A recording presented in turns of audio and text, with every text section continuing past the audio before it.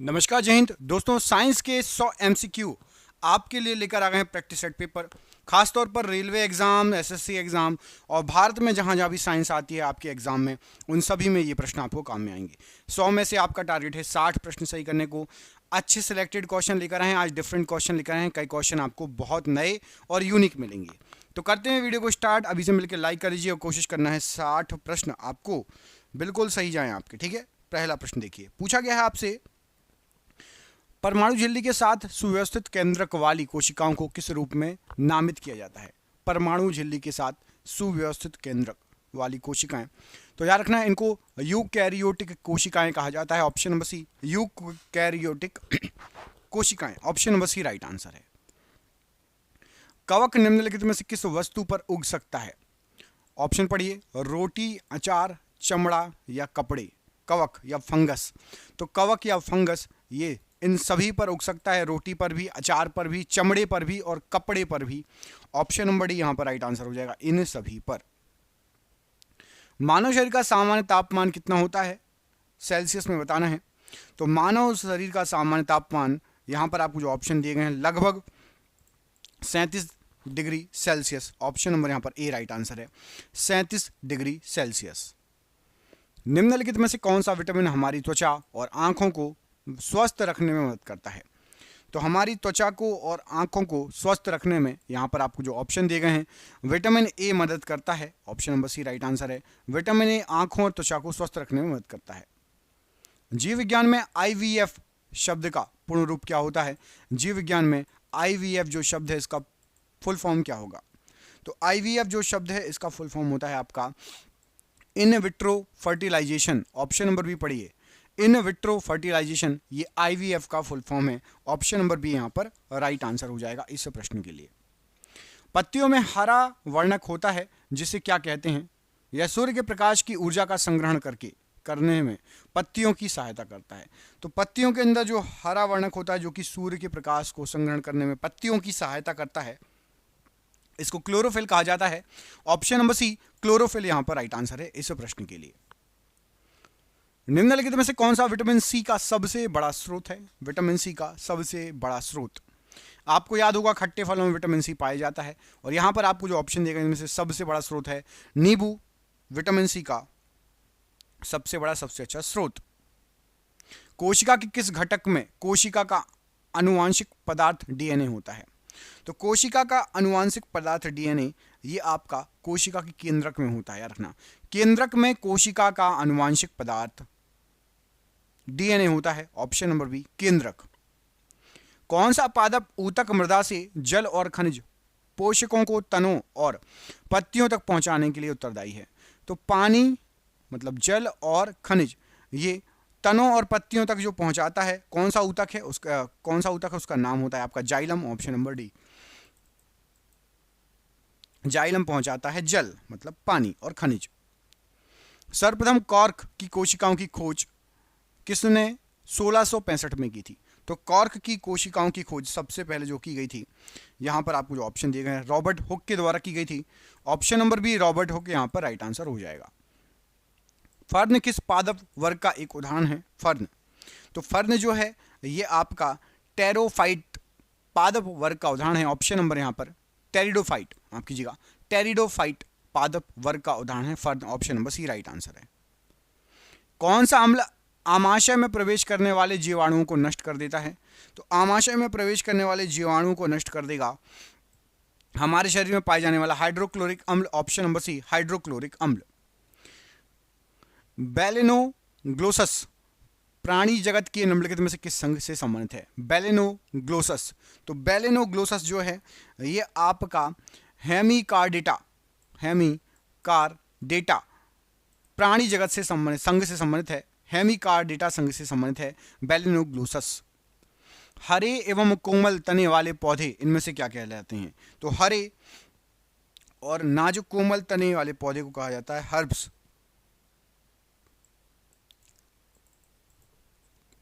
मतलब शाक। हर्ब्स मतलब शाक। ऑप्शन नंबर सी, हरे और कोमल तने वाले पौधे। दंत शल्य चिकित्सा में निषेचक मतलब एनेस्थेटिक, एनेस्थीसिया करते हैं, मतलब शून्य करना, किसी भी जगह को शून्य करने के लिए निम्नलिखित में से किस गैस का उपयोग करते हैं? तो यदि आपका दांत का ऑपरेशन हो रहा हो तो जो चिकित्सक हैं उस जगह को शून्य करने के लिए नाइट्रस ऑक्साइड का यूज करते हैं, nitrous oxide gas. Option number B यहाँ पर राइट आंसर है। जीवन की अवधि जब शरीर में प्रजनन परिपक्वता के लिए परिवर्तन होते हैं क्या कहलाता है? तो जब प्रजनन परिपक्वता के लिए जो है परिवर्तन होते हैं हमारे शरीर में, उसको किशोर अवस्था कहा जाता है। ऑप्शन नंबर ए किशोर अवस्था यहाँ पर राइट आंसर है। वे जीव जो पादपों द्वारा संश्लेषित भोजन ग्रहण करते हैं उनको क्या कहा जाता है? तो वे जीव जो पादपों द्वारा संश्लेषित भोजन ग्रहण करते हैं उनको विषमपोषी कहते हैं। ऑप्शन नंबर ए विषमपोषी। निम्नलिखित में से क्या कोशिका के 3 मुख्य भागों में से एक नहीं है? कोशिका के 3 मुख्य भागों में से एक नहीं है। तो कोशिका में केंद्रक होता है, कोशिका झिल्ली होती है, कोशिका द्रव्य होता है। रिक्तिका मुख्य भाग नहीं है। केंद्रक, कोशिका झिल्ली और कोशिका द्रव्य ये मुख्य भाग है एक कोशिका का। केंद्रक और कोशिका झिल्ली के मध्य एक जेली के समान मौजूद पदार्थ को क्या कहा जाता है? तो केंद्रक और कोशिका झिल्ली के मध्य एक जेली के समान मौजूद जो पदार्थ होता है उसको कहा जाता है कोशिका द्रव्य। ऑप्शन नंबर सी कोशिका द्रव्य कहा जाता है। मानव शरीर में निम्नलिखित में से कौन सा अंग निमोनिया रोग से सबसे अधिक प्रभावित होता है? तो निमोनिया रोग से सबसे अधिक प्रभावित यहां पर आपको जो ऑप्शन दिए गए राइट आंसर हो जाएगा फेफड़ा होगा। ऑप्शन नंबर ए फेफड़ा। निम्नलिखित में से कौन सा थैलोफाइटा का एक उदाहरण नहीं है? थैलोफाइटा का उदाहरण नहीं है, थैलोफाइटा से संबंधित नहीं है। तो मरचेटिया ये थैलोफाइटा से संबंधित नहीं है। इसके नीचे के तीनों आपके थैलोफाइटा से संबंधित हैं। मरचेटिया का संबंध थैलोफाइटा से नहीं है। अगला क्वेश्चन देखिए, कोशिका भित्ति का प्रमुख कार्य क्या है? तो जो कोशिका भित्ति होती है उसका प्रमुख कार्य होता है यह कोशिका को आकार और दृढ़ता प्रदान करेगी। कोशिका भित्ति कोशिका को आकार और दृढ़ता प्रदान करती है। भ्रूण की व्यवस्था जिसमें सभी शारीरिक भागों की पहचान हो सके क्या कहलाता है? तो भ्रूण की व्यवस्था जहां पर सभी शारीरिक भागों की पहचान हो सके उसको हम कहते हैं गर्भ। ऑप्शन नंबर सी गर्भ। ऑप्शन नंबर सी यहां पर राइट आंसर है। इनमें से किसने जैव विकास की अवधारणा को अपनी पुस्तक द ओरिजिन ऑफ स्पीसीज में दिया है? तो जैव विकास की अवधारणा को देने वाले हैं आपके Charles Darwin. Option number C Charles Darwin ने जैव विकास को दिया है, अवधारणा को दिया है द ओरिजिन ऑफ स्पीसीज नामक पुस्तक में। टमाटर में मुख्यतः कौन सा अम्ल पाया जाता है? टमाटर की बात हो रही है तो टमाटर जो है टमाटर में आपका मुख्यतः पाया जाता है ऑक्जेलिक अम्ल, oxalic acid. Option number B oxalic अम्ल राइट आंसर है। निम्नलिखित में से कौन सा विटामिन आयरन के अवशोषण को प्रभावित करता है? तो आयरन के अवशोषण को विटामिन सी प्रभावित करता है। Option number D vitamin C iron के अवशोषण को प्रभावित करता है। स्टीएप्सिन एंजाइम जो वसा को वसा अम्ल और ग्लिसरॉल में बदल देता है वो कहां से स्रावित होता है, कहां से निकलता है? तो स्ट्रेप्सिन एंजाइम जो होता है ये आपका राइट आंसर हो जाएगा। ये निकलता है अग्नाशय से, अग्नाशय ग्रंथि से। स्ट्रेप्सिन बोल सकते हैं, स्ट्रेप्सिन लिखा है, ठीक है। ऑप्शन नंबर सी अग्नाशय राइट आंसर हो जाएगा इस प्रश्न के लिए। इनमें से कौन प्रजातियां पौधों और जानवरों की वे प्रजातियां हैं जो विशेष रूप से किसी विशेष क्षेत्र में पाई जाती हैं? पौधों और जानवरों की प्रजातियों की बात हो रही है। तो यहां पर आपको जो ऑप्शन दिए गए हैं राइट आंसर हो जाएगा स्थानिक प्रजातियां वे प्रजातियां कहलाती हैं जो विशेष रूप से किसी क्षेत्र में पाई जाती हैं। ऑप्शन नंबर डी स्थानिक प्रजातियां। दंत क्षय को कम करने के लिए टूथपेस्ट में क्या मिलाया जाता है? तो दंत क्षय को कम करने के लिए टूथपेस्ट में फ्लोराइड मिलाया जाता है। Option number C fluoride right answer है। बेरी बेरी निम्नलिखित में से किसकी कमी से होता है? Berry berry. तो बेरी बेरी जो रोग है आपका ये होता है विटामिन B1 की कमी से। Option number A vitamin B1 की कमी से बेरी बेरी रोग होता है। जनन की वह प्रक्रिया जिसमें केवल एक ही जीव भाग लेता है क्या कहलाता है? तो जनन की वह प्रक्रिया जिसमें केवल एक ही जीव भाग लेता है उसको अलैंगिक जनन कहा जाता है। ऑप्शन नंबर ए अलैंगिक जनन। निम्नलिखित में से कौन सा सभी जीवित जीवों के लिए ऊर्जा का अंतिम स्रोत है? तो सभी जीवित जीवों के लिए ऊर्जा का आखिरी स्रोत जो होता है वो है आपका सूर्य। ऑप्शन नंबर ए सूर्य यहां पर राइट आंसर हो जाएगा। सबको चाहिए सूर्य, चाहे पेड़ हो, पौधे हो, पक्षी हो। ऐसी कोशिकाएं जिनमें केंद्रक पदार्थ केंद्रक झिल्ली के बिना होता है क्या कहलाती हैं? तो केंद्रक पदार्थ केंद्रक झिल्ली के बिना जिसमें होता है उसको कहा जाता है प्रोकैरियोटिक कोशिकाएं। ऑप्शन नंबर बी प्रोकैरियोटिक कोशिकाएं राइट आंसर है। फूल के अंतरतम भाग को क्या कहा जाता है? तो फूल के अंतरतम भाग को कहा जाता है स्त्री केसर, ऑप्शन नंबर डी स्त्री केसर राइट आंसर है। निम्नलिखित में से कौन सी पादप कोशिका की एक विशेषता है? तो पादप कोशिका की विशेषता पूछा गया है। यहां पर आपको जो दिए गए हैं, पादप कोशिकाओं में कोशिका भित्ति पाई जाती है, पादप कोशिका की विशेषता है। यहां पर आपका option number D right answer हो जाएगा। निम्नलिखित में से कौन सा एक जीवाणु रोग नहीं है? एक जीवाणु रोग नहीं है। तो यहां पर आपको जो ऑप्शन में दिए गए हैं, जीवाणु के द्वारा फैलने वाला रोग नहीं है जो, वो है आपका जलांतक, मतलब रेबीज। रेबीज वायरस से होता है, कुत्ते काटने से, आपको पता होगा। जलांतक भी कहा जाता है इसको। पानी से डर लगने लगता है, ठीक है। हीमो ऑप्शन नंबर यहां पर बी राइट आंसर हो जाएगा, जलांतक या रेबीज, ठीक है। इनमें से एक यूकैरियोटिक कोशिका के कोशिका द्रव्य का 2 संतति कोशिकाओं में विभाजन है। तो याद रखना, यहां पर आपका राइट आंसर हो जाएगा आपका साइटोकाइनेसिस जो होता है। साइटोकाइनेसिस एक यूकैरियोटिक कोशिकाओं के कोशिका द्रव्य का 2 संतति कोशिकाओं में विभाजन कहलाता है, साइटोकाइनेसिस। विभिन्न स्तरों पर विभिन्न प्रजातियों के ऊर्ध्वाधर वितरण को क्या कहा जाता है? तो विभिन्न स्तरों पर विभिन्न प्रजातियों के ऊर्ध्वाधर वितरण को यहां पर राइट आंसर हो जाएगा, कहा जाता है आपका ऑप्शन नंबर डी। यहां पर राइट आंसर हो जाएगा ऑप्शन नंबर डी, प्रश्न के लिए राइट आंसर है स्तर विन्यास, ऑप्शन नंबर डी स्तर विन्यास। अगला क्वेश्चन देखो, पौधों को वृद्धि के लिए पोषक तत्वों की आवश्यकता होती है, जिसकी आपूर्ति किसके द्वारा की जा सकती है? तो पौधों की वृद्धि के लिए पोषक तत्वों की आवश्यकता होती है और मिट्टी, जल और वायु के द्वारा इसकी आवश्यकता पूरी होती है, ऑप्शन नंबर डी मिट्टी, जल और वायु। निम्नलिखित में से कौन सा संचारी रोग का एक उदाहरण नहीं है? संचारी रोग का उदाहरण नहीं है। तो याद रखिएगा, यहां पर आपको जो ऑप्शन दिए गए इनमें से आपका चेचक संचारी रोग नहीं है, बाकी सभी संचारी रोग हैं चेचक को छोड़कर। निम्नलिखित में से कौन सा कथन गलत दिया गया है? एक कथन कोई गलत दिया गया है, हम सीधे उसी पर आ जाते हैं। तो जानवरों में कोशिका भित्ति मौजूद होती है, ये गलत दिया गया है। जानवरों में कोशिका भित्ति मौजूद होती है, ये गलत दिया गया है। जानवरों में कोशिका भित्ति नहीं होती है। निम्नलिखित में से कौन से पुष्पी और बीज धारण करने वाले पौधे अर्थात फेनरोगेम पुष्पोद्भिद हैं? बताइए। तो पुष्पोद्भिद जो रहते हैं आपके, राइट आंसर हो जाएगा जिम्नोस्पर्म, ऑप्शन नंबर यहां पर जिम्नोस्पर्म राइट आंसर हो जाएगा प्रश्न के लिए। निम्नलिखित में से कौन सा विटामिन देखने की क्षमता में एक अहम भूमिका निभाता है? तो देखने की क्षमता में एक अहम भूमिका निभाता है आपका विटामिन ए, ऑप्शन नंबर यहां पर विटामिन ए राइट आंसर है। निम्नलिखित में से कौन सा प्राणी जगत के फाइलम मैमेलिया का एक उदाहरण है? तो प्राणी जगत के फाइलम मैमेलिया का उदाहरण आपका राइट आंसर हो जाएगा, वो है आपका चूहा, ऑप्शन नंबर ए चूहा। ये फाइलम मैमेलिया का उदाहरण है चूहा, ऑप्शन नंबर ए। पत्तियों से पानी वाष्प के रूप में किस नामक प्रक्रिया द्वारा निकलता है? तो पत्तियों से पानी वाष्प के रूप में जो निकलता है उसको कहा जाता है वाष्पोत्सर्जन की प्रक्रिया, ऑप्शन नंबर डी वाष्पोत्सर्जन की प्रक्रिया। पत्ती के चपटे हरे भाग को क्या कहा जाता है? तो पत्ती के चपटे और हरे भाग को राइट आंसर हो जाएगा, कहा जाता है फलक, ऑप्शन नंबर बी फलक यहां पर राइट आंसर हो जाएगा। निम्नलिखित में से कौन सा वनस्पति जगत में आवृत्त बीजियों का एक उदाहरण है? आवृत्त बीजियों का उदाहरण, तो याद रखिएगा आवृत्त बीजियों का उदाहरण हो जाएगा आपका, यहां पर जो ऑप्शन दिए गए उसमें से टमाटर आवृत्त बीजियों का उदाहरण है, ऑप्शन नंबर डी टमाटर। कोशिका विज्ञान डैश का अध्ययन है, तो जो कोशिका विज्ञान है ये आपका राइट आंसर हो जाएगा, इनमें से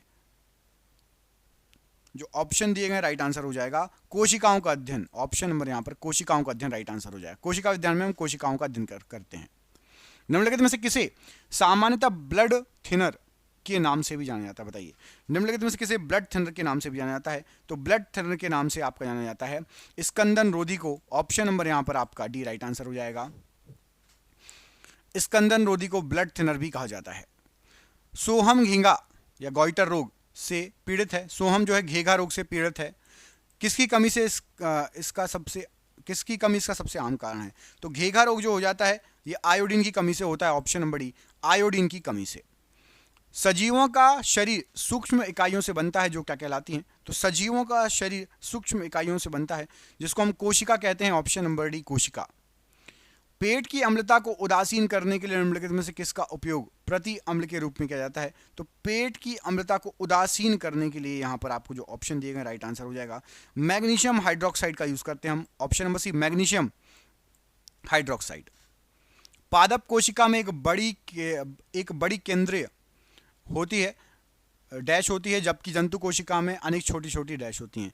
तो पादप जो कोशिका होती हैं उसमें एक बड़ी केंद्रीय रिक्तिका होती है, जबकि जंतु कोशिका में अनेक छोटी छोटी रिक्तिकाएं होती हैं। ठीक है, रिक्तिकाएं, ऑप्शन नंबर डी यहाँ पर राइट आंसर है। निम्न में से कौन सा विटामिन जल में विलेय है? तो जल में विलेय विटामिन बताना है। यहाँ पर आपको जो ऑप्शन दिए गए हैं उसमें से विटामिन सी जल में विलेय है। यहाँ पर विटामिन सी राइट आंसर हो जाएगा। विटामिन सी जल में विलेय है। विटामिन सी और विटामिन जल में विलेय है विटामिन सी, और बी भी होता है लेकिन बी ऑप्शन में नहीं दिया। सूर्य का प्रकाश पर्याप्त मात्रा में ना मिलने से किस विटामिन की कमी हो जाएगी? तो सूर्य का प्रकाश पर्याप्त मात्रा में आपको ना मिले तो विटामिन डी की कमी हो जाती है। Option number B, vitamin D की कमी हो जाती है। निम्नलिखित में से कौन सा वनस्पति जगत लीवरवर्ट और मॉस में विभाजित है? तो लीवरवर्ट और मॉस में जो विभाजित वनस्पति जगत है वो आपका होता है bryophyta. Option number D, bryophyta ये विभाजित है लीवरवर्ट और मॉस। निम्नलिखित में से कौन कोशिकाओं की खोज करने वाला पहला जीव विज्ञानी था? तो कोशिकाओं की खोज करने वाला पहला जीव विज्ञानी था रॉबर्ट हुक। ऑप्शन नंबर ए, रॉबर्ट हुक राइट आंसर है। डैश के सदस्य सामान्यतः लाल शैवाल कहलाते हैं। तो इनमें से लाल शैवाल कहलाएंगे रोडोफाइसी के सदस्य। ऑप्शन नंबर बी, रोडोफाइसी के सदस्य लाल शैवाल कहलाते हैं। लड़कों में बढ़ता हुआ स्वर यंत्र गले के सामने की ओर सुस्पष्ट उभरे भाग के रूप में दिखाई देता है, जिसे क्या कहते हैं? तो लड़कों में जो स्वर यंत्र होता है वो स्पष्ट रूप से गले के बाहरी भाग से दिखाई देता है और उसको हम बोलते हैं एडम एप्पल या कंठमणि। ऑप्शन नंबर डी यहाँ पर राइट आंसर हो जाएगा। एडम्स एप्पल या कंठमणि, ऑप्शन नंबर डी यहाँ पर राइट आंसर हो जाएगा प्रश्न के लिए। शैवाल के किस वर्ग को प्रायः भूरा शैवाल कहा जाता है? तो भूरा शैवाल कहा जाता है, यहाँ पर राइट आंसर हो जाएगा आपका फियोफाइसी।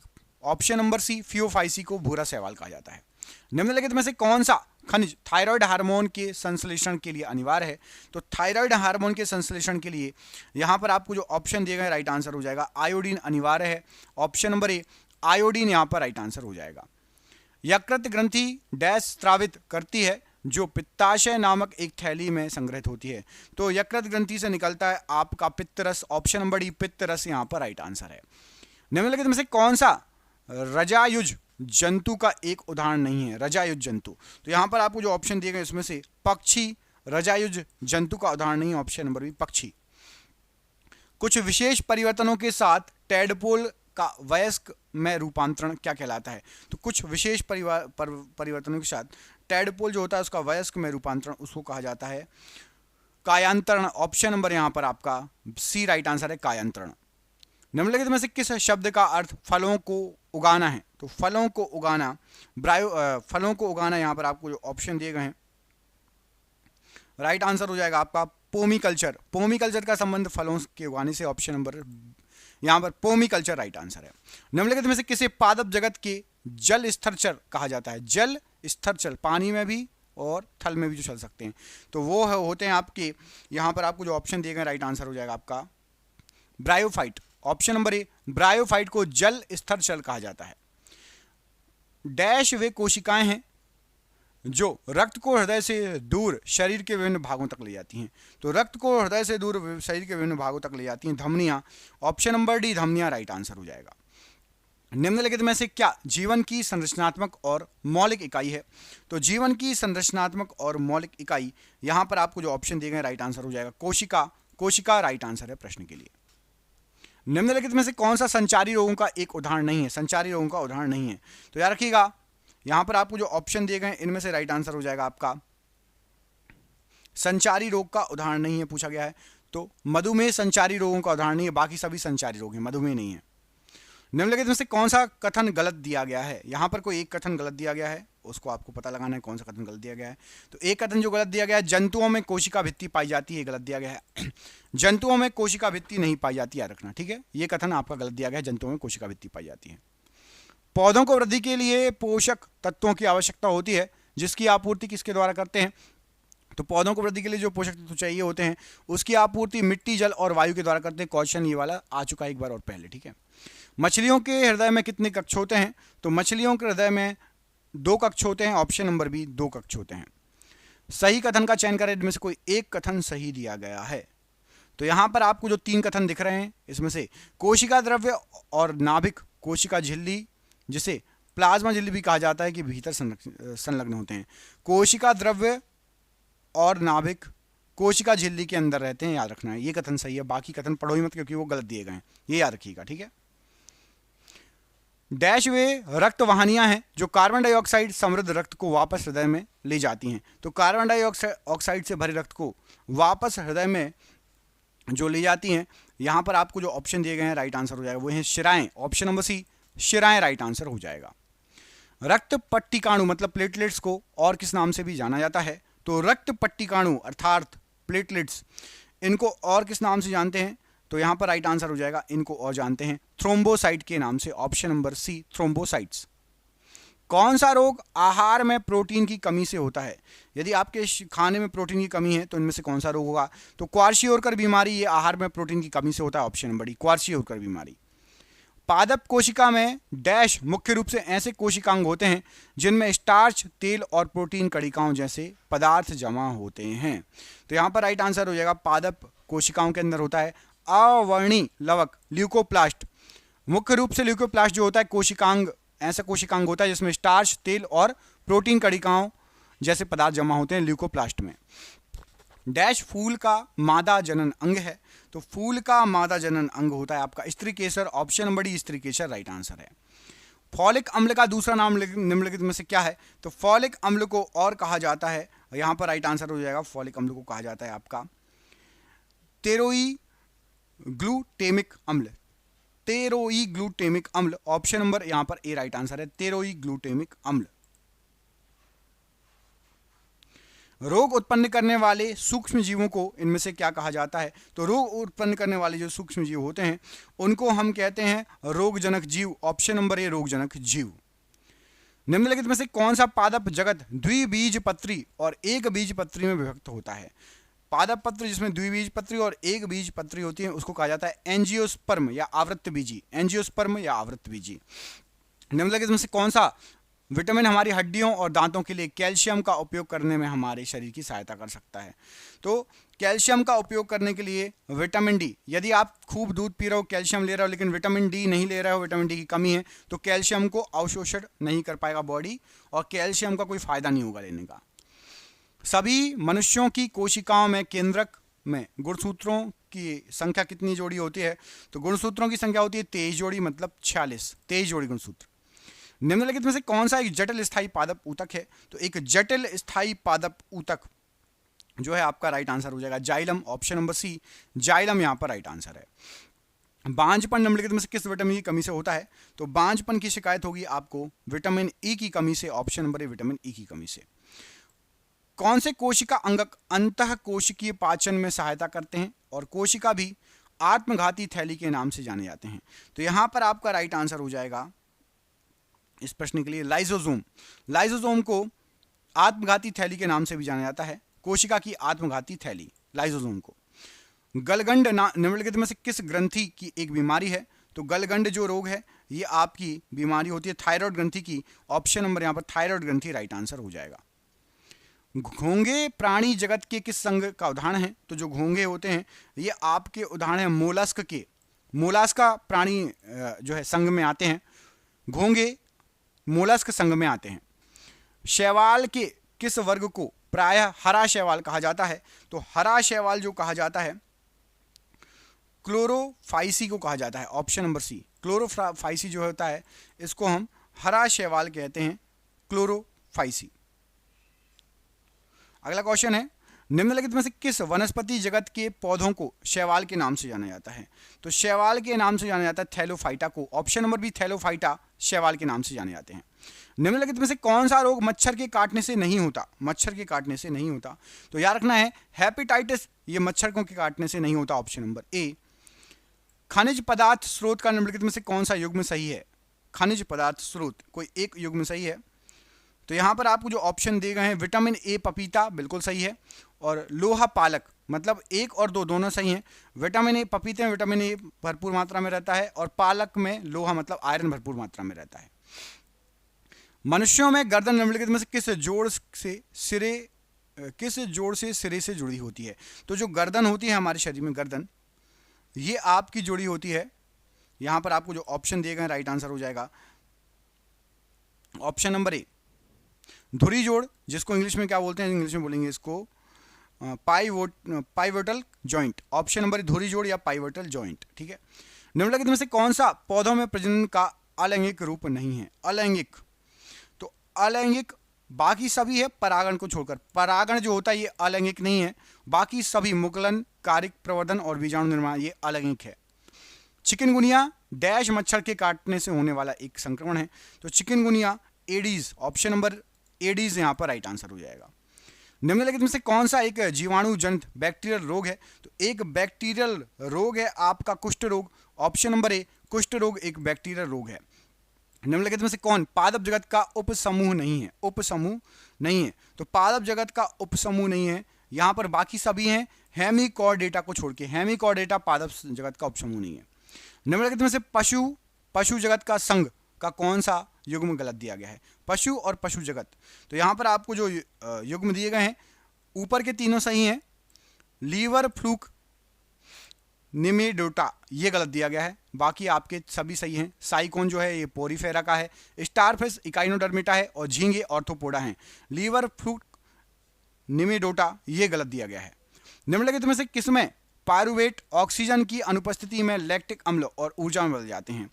तो पायरुवेट याद रखना मानव पेशी कोशिकाओं